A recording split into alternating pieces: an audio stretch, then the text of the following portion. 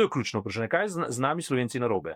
Se pravi, mi nimamo afirmativne politike, ampak imamo vedno samo negativno politiko. Vedno se branimo pred neko nevarnostjo in v tem smo dobri, ko je pa treba nekaj afirmativnega postaviti, pa postajamo konformisti.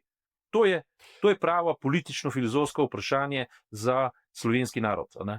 In tukaj bi morali pač v debato stopiti vsi, ki to zmorejo. In spet, tukaj pridemo do vprašanja medijev, njihove vloge v oblikovanju javnega diskurza. Ker v dobrih starih časih so nas učili, da so mediji, so gatekeeperi, mi odločamo, kaj so glavne teme javne debate in tako dalje. Pač tega filma je konec. Jaz mogoče bi celo postavil, ne vem, koliko se bo strinjal, ampak pač tezo, da v resnici tudi neoliberalizma, neoliberalnega konsenza konca 80-ih, začetka 90-ih, je konec. In to, kar se zdaj narojeva, je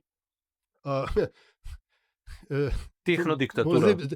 To moram zdaj previdno reči, ampak tudi na desni se narojeva neke vrste socializem, ampak bolj nacionalistične oblike.